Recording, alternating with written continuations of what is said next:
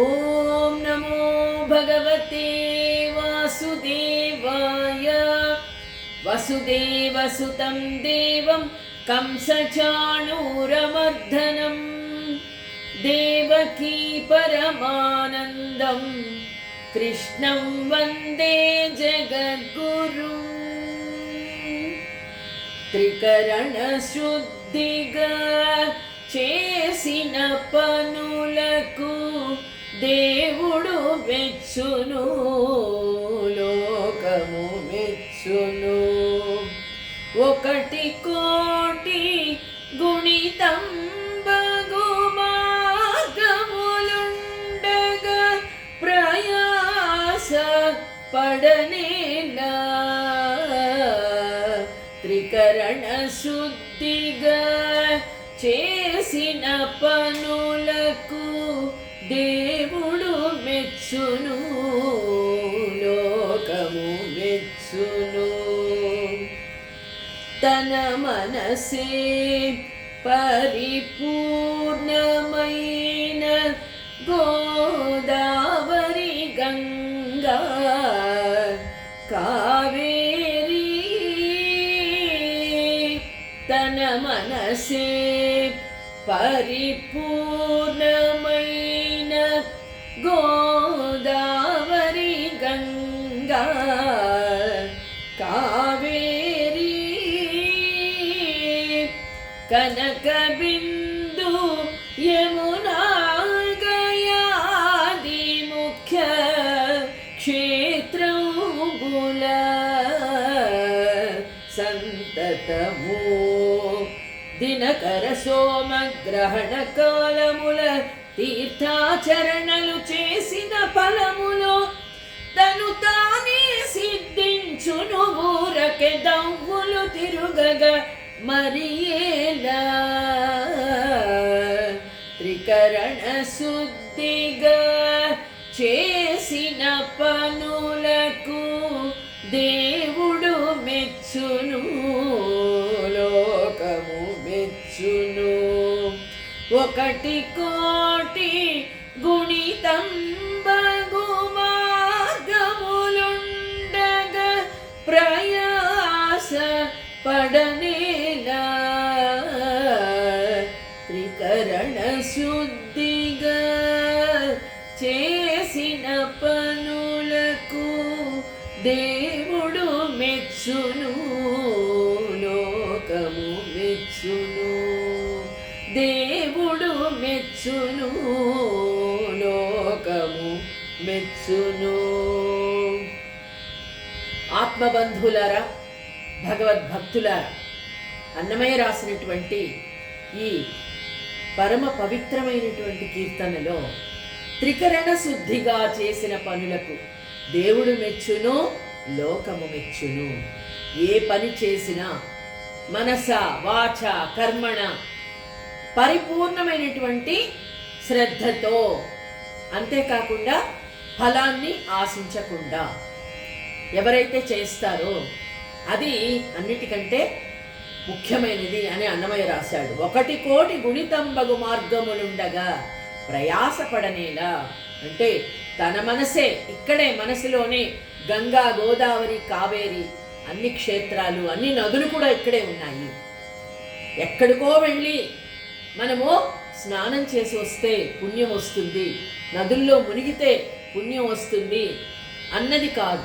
అంటే నీ మనసే అన్నీ ఇక్కడే ఉన్నాయి. గంగా కావేరి యమున అన్ని నదులు కూడా ఇక్కడే ఉన్నాయి.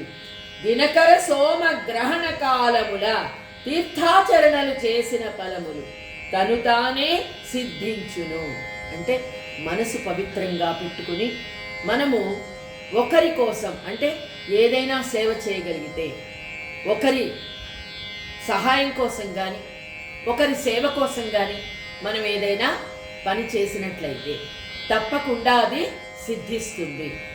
దానికోసం ఎక్కడికో వెళ్ళి స్నానాలు చేయవలసిన అవసరం లేదు. దినకర గ్రహణ సోమకాలముల గ్రహణ కాలంలో స్నానం చెయ్యాలి, మంత్రాలు చదువుకోవాలి. ఇవన్నీ అన్నిటికంటే మనస వాచ కర్మణ ఏది చేస్తున్నా పరిపూర్ణమైన మనస్సుతో చేస్తూ దానిని భగవంతుడికి సమర్పించాలి. సర్వం శ్రీకృష్ణార్పణమస్తు అని ఎవరైతే ఉంటారో అన్ని చక్కగా ఫలిస్తాయి అని అన్నమాచార్యుడు చెప్పడం జరిగింది. మనము శ్రద్ధాత్రయ విభాగ యోగంలో ఆ శ్రద్ధతో కూడినటువంటి సాత్విక ప్రవృత్తితో తపస్సు ఏ విధంగా ఉంటుంది, తపస్సులను గురించి మనం తెలుసుకున్నాం. మానసిక, వాచక అని తెలుసుకున్నాం కదా. ఇప్పుడు శ్రద్ధగా చేసేటువంటి తపస్సు, సాత్వికమైన తపస్సు, రాజసమైన తపస్సు, తామసమైన తపస్సు ఏమిటి అని ఆ స్వామి చెప్పబోతూ ఉన్నాడు.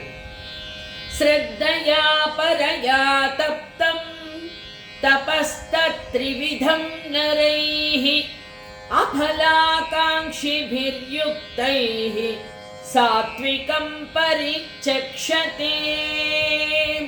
శ్రద్ధయా పరయా తప్తం, ఇక్కడ త్రివిధాలైన తపస్సులు, వాటి ఫలప్రాప్తిని గురించినటువంటి సమస్త ఆశలు త్యజించినప్పుడు ఏ విధంగా ఉంటుంది మనసు? చాలా పరిశుద్ధంగా ఉంటుంది, పవిత్రంగా ఉంటుంది. ఏది చేసినా ఆ మానసిక తృప్తిని కలిగిస్తుంది. అదే ఇక్కడ అది సాత్విక తపస్సు. సాత్విక ప్రవృత్తితో చెయ్యాలి. అదే అనుకున్నాం కదా మనము, సత్వగుణంతో చెయ్యాలి. అంటే ఎవరిని బాధ పెట్టకుండా మనం చేసేటువంటి తపస్సు వలన ఇతరులకు ఏదైనా మంచి జరిగితే మనము అంటే అందరూ బాగుండాలి, అందరిలో నేనుండాలి. ఏ తపస్సు అంటే ఏ పూజ చేసినా, ఏ క్రియ చేసినా, ఏ యజ్ఞం చేసినా, ఏ హోమం చేసినా అన్నీ కూడా సర్వే జన సుఖినో భవంతు అని చేసినట్లయితే దానిని సాత్విక తపస్సు. సాత్వికమైన ప్రవృత్తి చేసే హోమం కానీ యజ్ఞం కానీ సాత్వికమైన ప్రవృత్తితో ఉండాలి. దాన్ని బుద్ధిమంతులైన వారు సాత్వికమైనటువంటి తపస్సు అంటారు. సత్కారమాన పూజార్థం తపోదంభేన చైవ యత్ క్రియతే తదిహ ప్రోక్తం రాజసం చలమద్రువం. అలా కాకుండా ఎక్కడ యజ్ఞం చేసినా దానివల్ల పేరు ప్రతిష్టలు నాకు రావాలి, ఇక నేను ఈ యజ్ఞం చేసినట్టుగా ఎవ్వరు కూడా చెయ్యలేదు అని గొప్పగా చెప్పుకోవాలి అని దంభంతో, అహంకారంతో, అలాగే చాలా ఆడంబరాలతో ఎక్కువ ధనాన్ని ఖర్చు చేసి చెయ్యాలి, అందరూ నన్ను మెచ్చుకోవాలి, నేను చేసిన దానికంటే ఎవ్వరూ బాగా చేయకూడదు. ఈ అహంకారం ఎప్పుడు కూడా భగవద్గీతలో మొట్టమొదటి నుండి నేను, నాది అనేటువంటిది అహం బ్రహ్మస్మి, ఇది వదిలిపెట్టి మాత్రమే చెయ్యాలి. అహంకారాన్ని వదిలిపెట్టాలి. ఈ కర్మ నేను చేయడం లేదు, భగవంతుడు నా చేత చేయిస్తున్నాడు, ఏది నా చేతిలో లేదు. మనం ఇప్పుడు చూస్తున్నాం కదా, క్షణం జీవితము క్షణభంగురం. భయంకరమైనటువంటి దుర్ఘటనలు జరుగుతూ ఉన్నాయి జీవితంలో. కదలకుండా ఒక చోట కూర్చున్నటువంటి వాళ్ళు మరణిస్తూ ఉన్నారు. అలాగే ప్రయాణం చేస్తూ ఎన్నెన్నో జరుగుతూ ఉన్నాయి. అయితే కర్మ పూర్వజన్మ చేసుకున్నటువంటి కర్మను బట్టి అనుభవించవలసి వస్తుంది. కర్మ ఎవరైనా అనుభవించవలసినదే. అయితే మనం చేసేటువంటి కర్మ త్రికరణ శుద్ధిగా నిర్వర్తించాలి. ఇక్కడ లోకులంతా నన్ను మెచ్చుకోవాలి, నా ప్రతిష్ట అందరూ కూడా చెప్పుకోవాలి, నలుగురి నోట్లో నా గురించి గొప్పగా చెప్పుకోవాలి అని ఎవరైతే ఆలోచిస్తూ సత్కారమాన పూజార్థం తపోదంభేన చైవ యత్, నా గురించి అందరూ చెప్పుకోవాలి అనే తలంపుతో ఇక ఈ గొప్పతనాన్ని ఇనుమడింపచేసుకునే తలంపుతో ఎవరైతే చేస్తారో తపస్సు, అది రాజసమైన తపస్సు. అయితే ఎలా ఉంటుందైతే అది అంటే, ఎండిపోయిన గోవు ఎప్పటికైనా పాలిస్తుందా? ఎప్పటికీ ఇవ్వలేదు. అంటే ఏదో సాధించాలి, ఏదో నాకు కావాలి అన్న తలంపుతో ఏది చేసినా ఆ భగవంతుడు నీకెంత ప్రాప్తమో దాన్నే ఇస్తాడు. ఎక్కువ కావాలనుకుంటే రాదు. మా నాయనమ్మ గారు చెప్పేవాళ్ళు, ప్రాప్తానికి మించిన ఏది కాదు మనకు అందదమ్మా. మనకెంత ప్రాప్తం ఉంటే అదే వస్తుంది జీవితంలో.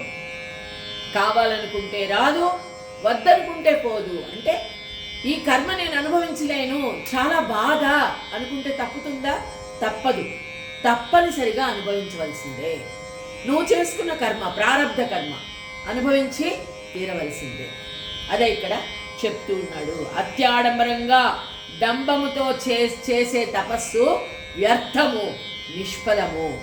ఎంత డబ్బు ఖర్చు పెట్టి చేసినా లోపల నీకు పవిత్రత లేదు.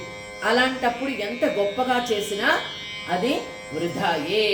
ఈ తపస్సులో స్థిరత్వం ఉండదు, స్థాయిత్వము కూడా ఉండదు. ఇక ఆ సమయంలో ఆకాశమున వచ్చడి మేఘములు బ్రహ్మాండమంతా ప్రతిధ్వనించునటులా. చూసారా, ఎప్పుడైనా వర్షం వచ్చే ముందు మేఘాలు గర్జిస్తాయి. ఎంతసేపు గర్జిస్తాయి? వర్షం కురిసేంతవరకే కదే, అంతవరకును. ఇదే రీతిన రాజస తపస్సు కేవలము నిష్ఫలమై సిద్ధిస్తుంది. మూఢగ్రాహేణాత్మనో యత్పీడయా క్రియతే తపః పరస్యోత్సాదనార్థం వా తత్తామసముదాహృతం. మూఢగ్రాహేణాత్మ, మూఢులైన వారు ఎలా ఉంటారంటే వారిని వారే కష్టపెట్టుకుంటూ ఉంటారు. ఇక్కడ రాజస తపస్సులో మనం చూసినట్లయితే దక్షుడు గొప్ప కోసం, ఆడంబరం కోసం దేవతలందరినీ పిలిచాడు, కానీ ఆ పరమశివుణ్ణి మాత్రము ఆహ్వానించలేదు. ఎందుకని? నన్ను గౌరవించట్లేదు, అతనిని నేను ఎందుకు పిలవాలి అనుకున్నాను. కన్న కూతురైనటువంటి దాక్షాయణినే అవమానించాడు పిలవకుండా. చివరికి ఏమైంది? ఆ హోమము రక్తముతో నిండిపోయింది, ఆ యజ్ఞశాలంతా కూడా. ఆమె దాక్షాయణి అందరి ముందే, సాక్షాత్తు ఆ పార్వతీదేవి అందరి ముందు అగ్నిలో ఆహుతి అయ్యింది. ఆ తల్లి తనను తానే భస్మం చేసుకుంది. అంటే ఆడంబరము, అహంకారంతో చేసినటువంటి తామసమైనటువంటి తపస్సు.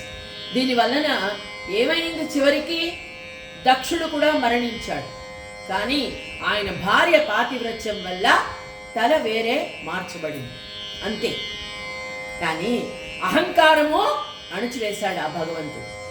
ఇక్కడ మూఢగ్రాహేణాత్మనో యత్పీడయా క్రియతే తపః పరస్యోత్సాదనార్థం వా తత్తామసముదాహృతం. కొన్ని తపస్సులుంటాయి, అవి ఏంటంటే ఎవరిని వారే బాధ పెట్టుకుంటూ ఉంటారు, హింసించుకుంటూ ఉంటారు. అంటే చేతులు, అలాగే కాళ్ళు, శరీరంలో అవయవాలు ఖడ్గంతో నరికివేసి హోమంలో అర్పిస్తూ ఉంటారు. అది అమ్మవారికే కావచ్చు, శివుడికే కావచ్చు. మనం చూసాం, రావణాసురుడు అహంకారంతో తన 10 తలలను కూడా ఒక్కొక్క తలను తీసి వ్రేల్చి ఆ హోమగుండంలో వేశాడు. ఎందుకని? తను కృతకృత్యుడు కావాలి తపస్సులో, తనని ఎవరు సంహరించకూడదు, మృత్యుంజయుడిగా కావాలి అని అనుకొని. అంటే స్వార్థం ఉంది అక్కడ. ఎవరి కోసమో తను చెయ్యలేదు, తను బ్రతికి ఉండాలి. అంతేకాకుండా హింసించుకున్నాడు, తనని హింసించుకున్నాడు. ఇది తామసిక తపస్సు. చాలామంది అలాగే బలులిస్తూ ఉంటారు, రక్తంతో తర్పణం చేస్తూ ఉంటారు. అమ్మవారు ఎప్పుడు కూడా హింస కోరుకోలేదు. ఆ తల్లి అందరికీ కూడా సాక్షాత్తు అమ్మ ఎప్పుడైనా హింసను కోరుకుంటుందా? కోరుకోదు. రక్తాన్ని, బలులను ప్రోత్సహించకూడదు. ఎందుకంటే అది తామసికమైనటువంటి తపస్సు. ఎప్పుడు కూడా తల్లి ఎప్పుడూ ఆ హింసను ప్రోత్సహించమని చెప్పదు. ఆ తల్లిని వాత్సల్యంతో మనము కోరుకోవాలి. ఏదైనా ప్రేమతో, భక్తితో ఏది పెట్టినా అమ్మ స్వీకరిస్తుంది. మనం కోరుకోవలసింది హృదయంతో.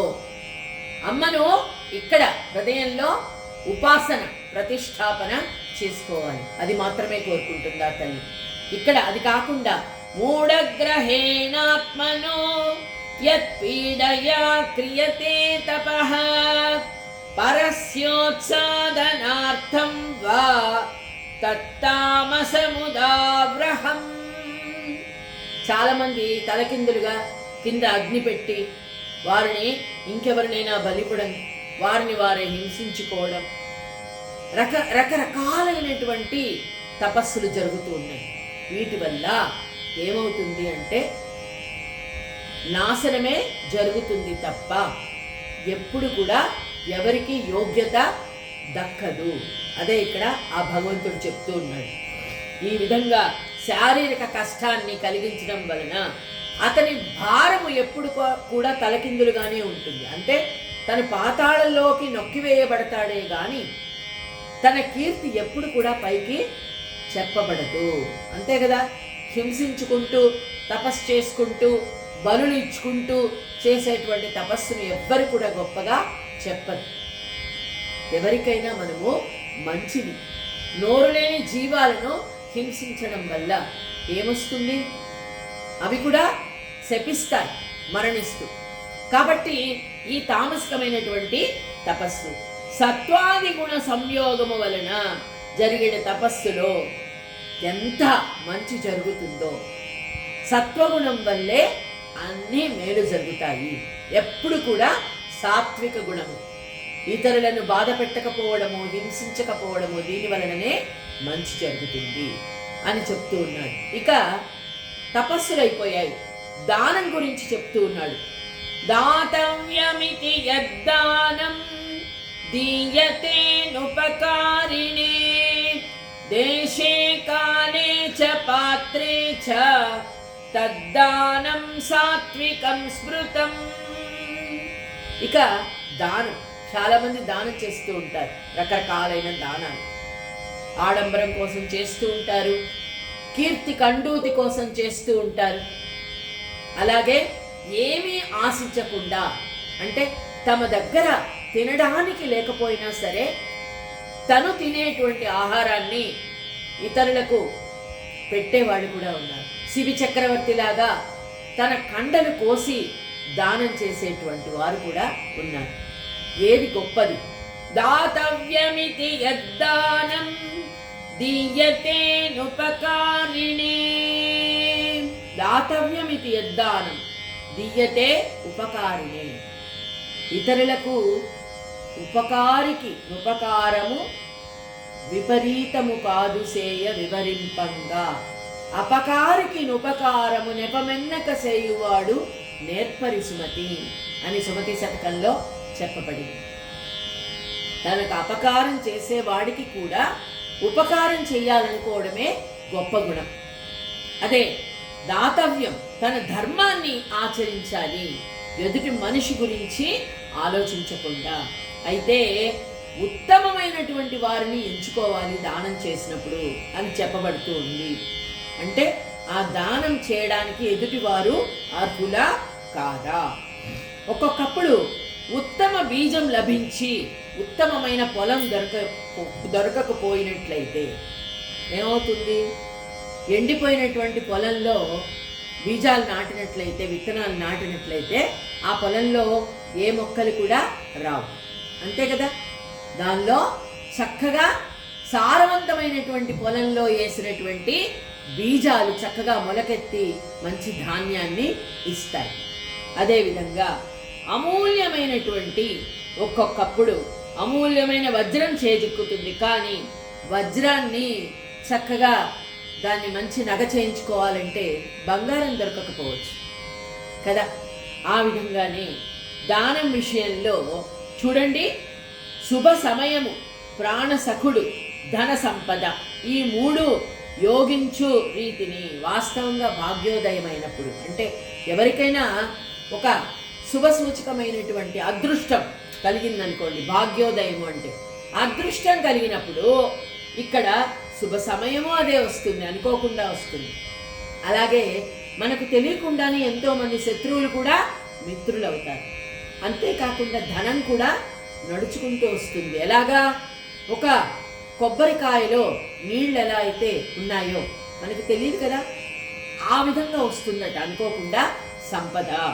అయితే సత్వగుణము, దానానికి సహాయపడడానికి సత్వగుణం ఉన్నప్పుడు దానానికి యోగ్యమైనటువంటి స్థలము, పాత్ర, కాలము, ద్రవ్యం, అంటే దేశకాలే చ పాత్రే చ తద్దానం సాత్వికం స్మృతం.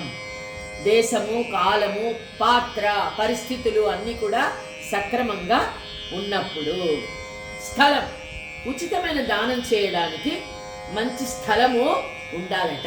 అంటే చెప్తూ ఉంటారు, కాశీ లాంటి క్షేత్రంలో, పవిత్రమైన ఒక క్షేత్రంలో దానం చేసినట్లయితే దాని ఫలితం చాలా గొప్పగా ఉంటుంది. అయితే దానము కూడా వారి పాత్రతను ఎరిగి చెయ్యాలి. పాత్రత అంటే చూడండి, ఏమీ లేని వాడికి, చాలా బీదవాడికి, వాడికి ఏ విధమైన మనము ధనం ఇచ్చినా సరే, అలాగే ఒక ఇంటిని పూరి గుడిసెలో ఉన్నాడు, వాడికి ఒక ఇల్లు కట్టుకోవడానికి ధనాన్ని ఇవ్వడం కానీ, లేకపోతే వాడికి బట్టలు కట్టుకోవడానికి లేవు, బట్టలు ఇవ్వండి. అలాగే చూడండి, కాళ్ళు నడిచిపోతూ ఉంటారు ఎండలో, అలాంటి వారికి మనము చెప్పులు దానం చేస్తే పుణ్యం వస్తుంది. వర్షంలో తడిసి పెడుతూ ఉంటారు, గొడుగు, అంటే ఏమీ లేనటువంటి దరిద్రునికి అలాంటి దానం, పాత్ర నెరిగి దానము చెయ్యాలి. అలాగే నారాయణ సేవ చేస్తూ ఉంటారు సత్యసాయి భక్తులందరూ కూడా. నారాయణ సేవ, వారు చలికాలంలో దుప్పట్లు ఇస్తూ ఉంటారు కప్పుకోవడానికి, అలాగే చెప్పులు, రకరకాలైన సేవ చేస్తూ ఉంటారు. పాత్ర నెరిగి దానం చెయ్యాలి. అదేవిధంగా పౌర్ణమి లేదా అమావాస్యల వంటి పుణ్య పర్వకాలము లేదా వాటితో సమమైన మంచి కాలం చూసుకొని చేయమని చెప్తున్నాడు ఆ స్వామి. అయితే ఈ రెండు దొరికిన తర్వాత నేను చెప్పాను కదా, పాత్ర నెరిగి దానము చేయాలి, అపాత్ర దానము చేయకూడదు. కడుపు నిండిన వాడికి సకల పిండి వంటలతో మనము వడ్డించినట్లయితే వాడు అన్నం తినగలడా? తినలేడు. అలాగే ఆకలితో అలమటిస్తూ ఉన్నటువంటి వారికి కడుపు నిండా అన్నం పెట్టినట్లయితేనే వాళ్ళు సంతోషిస్తారు కదా, వారు దీవిస్తారు మనస్ఫూర్తిగా. కాబట్టి ఏది ఎవరికి లేదో పాత్ర నెరిగి దానం చెయ్యాలి. ఉత్తమ పాత్ర లభించినప్పుడు వారికి చూసుకుని, ఆ యజమానికి ఒకానొక సజ్జనుడు తన వద్ద ఎవరో దాచి ఉంచిన సొమ్మును దాని యజమానికి తిరిగి ఇచ్చి భారము నుండి విముక్తుడగు రీతిని, సేవకుడు అతి నమ్రతతో రాజుకు తాంబూలమునిచ్చు రీతిని, అంటే మనస వాచ కర్మణ మనం ఏదిచ్చినా, అంటే ఇక్కడ ఇచ్చేసి 10 మందితో నేను అంత ఇచ్చాను, నేను ఎన్నో లక్షలు ఇచ్చాను, నేను కోట్లు ఇచ్చాను అని చెప్పుకున్నందువల్ల ఏమీ ప్రయోజనం లేదు. కుడి చేతితో చేసినటువంటి దానం ఎడమ చేతికి కూడా తెలియకూడదు అని చెప్తారు పెద్దవాళ్ళు. ఎందుకని? అది చెప్పుకున్నందువల్ల నువ్వు చేసినటువంటి ఫలితము ఉండదు, పోతు. అంతేకాకుండా చూడండి, దానమునిచ్చుటకై అన్వేషింపబడిన మనుష్యుడు తానిచ్చిన దానానికి ప్రతిఫలము ఏ విధంగా ఎన్నడూ తీర్చనేరని వాడుగా ఉండాలి. అదే ఇక్కడ చెప్పింది. అంటే ఎవడో చాలా ధనవంతుడికి మనము అప్పుగా ధనం ఇచ్చాము, మళ్ళీ వాడి దగ్గర నుంచి ఆశిస్తూ ఉన్నాం. అలా కాదు, ఏమీ లేనటువంటి వాడికి నువ్వు చేసేది దానము, సహాయము అంతే. మళ్ళీ అతడు నాకు ఇవ్వాలి అని ప్రతిఫలాన్ని ఆశించినది దానం మాత్రము కాదు. ఆ విధంగా చెయ్యకూడదు. దానానికి ప్రతిఫలాన్ని ఎప్పుడు కూడా ఆశించకూడదు. ఈ దానం చేస్తే ఆ పుణ్యం వస్తుంది, లేకపోతే మీ అమ్మాయికి వివాహం అవుతుంది, మీ అబ్బాయికి మంచి ఉద్యోగం వస్తుంది, ఇంత దానం చేస్తే అంత ఫలం వస్తుంది, అవన్నీ నమ్మకండి. ఇది కాదు, మనము నిష్పక్షపాతంగా దేనిని ఆశించకుండా, ఫలాన్ని ఆశించకుండా చేసిన దానం మాత్రమే ఫలిస్తుంది. అది నువ్వు అడగక్కర్లేదు, ఆ భగవంతుడికి తెలుసు నీకేం కావాలో. నువ్వేదిస్తే అదే నీకు వస్తుంది, అడగవలసిన అవసరమో లేదు.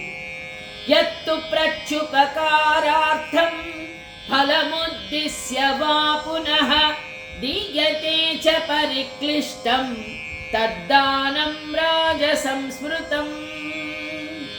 పాలను దృష్టిలో ఉంచుకొని ఆవుకు మేత వేయబడు రీతిని, అంటే ఇక్కడ తన బంధువులు మొదలగు వారిని శుభకార్యానికి రావాల్సిందిగా ఆహ్వానిస్తున్నాడు. ఏమని? నాకు ఇంతమందిని పిలిస్తే నాకు ఎంత లాభం కలుగుతుంది, నాకు ఎంత నష్టం వస్తుంది, అది దానం అనిపించుకోదు. అంటే అక్కడ లెక్కలో వేస్తున్నావు నువ్వు, నీకు ఫలితం రావాలి, దాన్ని కూడా నువ్వు లెక్కలు వేసి మాట్లాడుతూ ఉన్నావు. ఈ దానం వలన నా వేతనం ఎంత ఖర్చు అయింది, నా ధనం ఎంత వృధా అయింది, దీనివల్ల నేనెంత బాధపడుతున్నాను, ఈ ఆలోచనలతో నువ్వు దానం చేసినట్లయితే అది ఎప్పటికీ ఫలించదు. చూడండి, దానములో ఒక రాగి డబ్బు మాత్రమే ఇచ్చి తన గోత్రజులందరి ప్రాశ్చిత్త సంకల్ప జలము అతని మీద ఉంచబడినట్లు. కొంతమంది అలాగే ఉంటారు, అన్ని మంత్రాలు చదవాలి, అందరి పేరుతో సంకల్పం చెప్పాలి, అందరి పేరుతో అర్చన చెయ్యాలి, కానీ ఆ పళ్ళెం పట్టినప్పుడు అందులో ₹1 ₹2 వేస్తారు. అంటే ఇక్కడ నీవు ఫలాన్ని చాలా ఆశిస్తూ ఉన్నావు, నువ్విచ్చే దానము అక్కడ ఇంత కూడా లేదు. అంటే ఏదో ఏదో వేసేస్తున్నాను, ఏదో ఇచ్చేస్తున్నాను, అది కాదు. మనస వాచ కర్మణ, అదే ఇప్పుడు చెప్పుకున్నాం. త్రికరణ శుద్ధిగా చేసిన పనులకు దేవుడు మెచ్చును, లోకము మెచ్చును. మనం చేసే పని వల్ల ఇతరులు ప్రయోజనం పొందాలి, వాళ్ళు ఆనందించాలి, సుఖంగా ఉండాలి, అప్పుడే నువ్వు చేసిన పని చాలా ప్రతిఫలాన్ని ఇస్తుంది నీకు. అది చిన్నదైనా సరే, అల్పదానమైనా సరే, చాలా పెద్ద దానమైనా సరే. ఇక్కడ చూడండి, అల్పదానము కూడా ఆ బ్రాహ్మణుడు మనస వాచ కర్మణ దీవిస్తాడు, మనస్ఫూర్తిగా నువ్వు ఇచ్చినట్లయితే. కాబట్టి ఇక్కడ ఓ అర్జున, ఇక దీనిని అధికంగా విస్తరించగా చెప్తాను, ఈ రాజస దానాన్ని చేయడం మానుకో అంటూ ఉన్నాడు. ఆ తర్వాత స్వామి ఏం చెప్పబోతాడో మనం రేపటి రోజున తెలుసుకుందాం. ఓం శ్రీకృష్ణ పరబ్రహ్మణే నమః.